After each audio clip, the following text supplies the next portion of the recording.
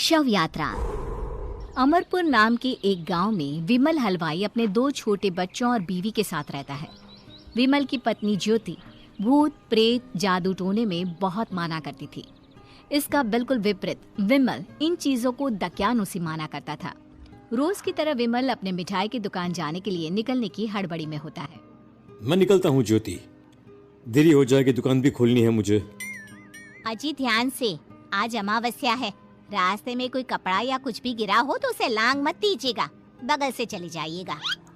अरे ऐसे तो तुम मुझे पागल ही कर दोगी क्या? हाँ, मैं नीचे देखकर चलूं कि सामने से कोई गाड़ी घोड़ा आकर मेरे ऊपर से चला जाए? दोनों हालत में तो मेरी ही मौत है। अरे क्यों सुबह सुबह इतनी अपसुगनी बातें कह रहे हो जी? मेरे गांव में तो ऐसा आंखों के सामने होता हुआ देखा है मैंने, इसीलिए कहती हूँ, वरना मुझे क्या, पड़ोसी को तो नहीं कहना चाहती मैं। पति हैं आप मेरे, इसलिए बोल रही हूँ। विमल अपनी मिठाई की दुकान चला जाता है। दुकान पर पहले से ही ग्राहकों की लंबी लाइन लगी हुई थी। ये लो, वहाँ ज्योति अमावस्या को लेकर परेशान है और आज तो हमेशा से ज्यादा ही लंबी लाइन लगी पड़ी है। अच्छी खासी बिक्री होगी आज। विमल दुकान खोलता है। एक के बाद एक ग्राहक उसकी दुकान पर मिठाई ले रहे होते हैं। तभी गांव की एक बूढ़ी औरत विमल से कहती है, जिस तेजी से बिक्री हो रही है, कहीं किसी की नजर ना लग जाए, नींबू मिर्ची टांग ले। अरे क्या चाची तुम भी, ये सब नजर बजर कुछ नहीं होता है। कैसे लोग हैं मेरे आसपास। अपनी दुकान से शाम को विमल हंसते कूदते वापस घर आता है।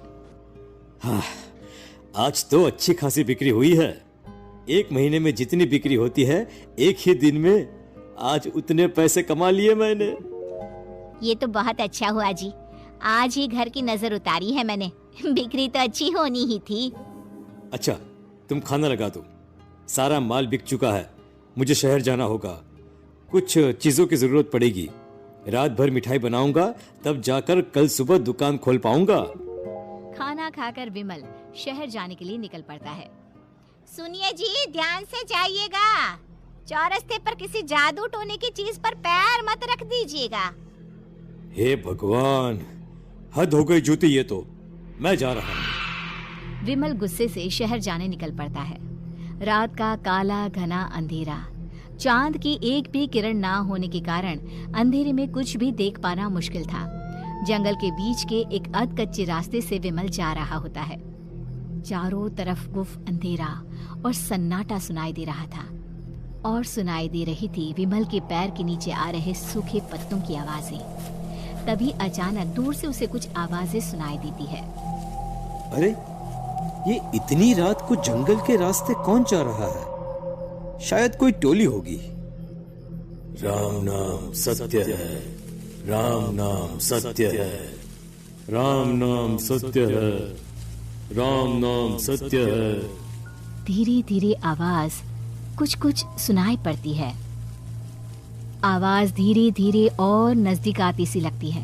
विमल देखता है कि उसके सामने से सजी धजी सफेद कपड़े में लिपटी एक अर्थी निकल रही है, जिसके साथ 5 लोग ही थे। 4 आदमियों ने उसे कंधा दिया हुआ था। एक मटका लिए आगे आगे बढ़ रहा था। विमल के बिल्कुल सामने आकर अर्थी रुक जाती है।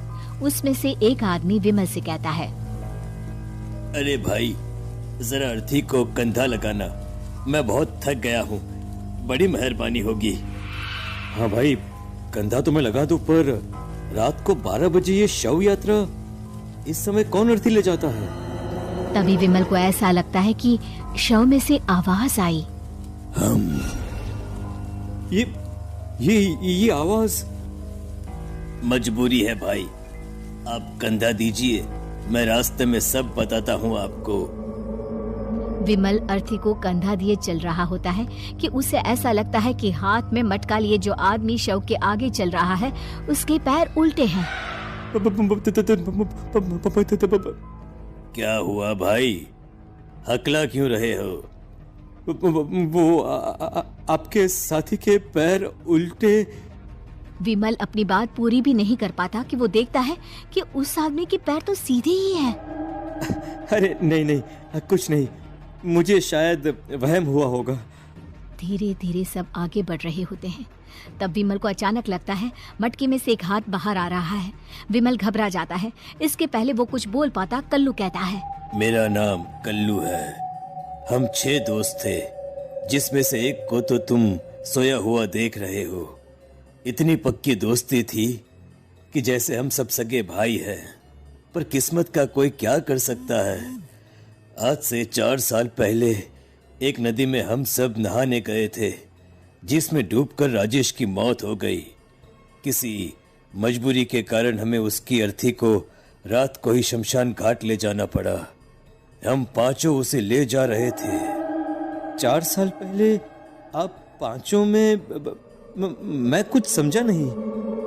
मंकू अपनी गर्दन पीछे घुमाकर अपनी आंखें बड़ी बड़ी कर विमल से कहता है, अरे भाई, पूरी कहानी खत्म होने दो, फिर बीच में बोल लेना, ठीक है? तभी रास्ते में एक हादसे में अपने दोस्त के साथ हम सभी मर गए। वो सामने देखो, हमारा दोस्त। विमल सामने देखता है। उसे दिखता है कि एक ऐसा आदमी जिसका शरीर कई जन्मों से पानी के अंदर रहने के कारण सफेद पड़ गया है। उसकी आंखें बाहर की ओर निकली हुई थी।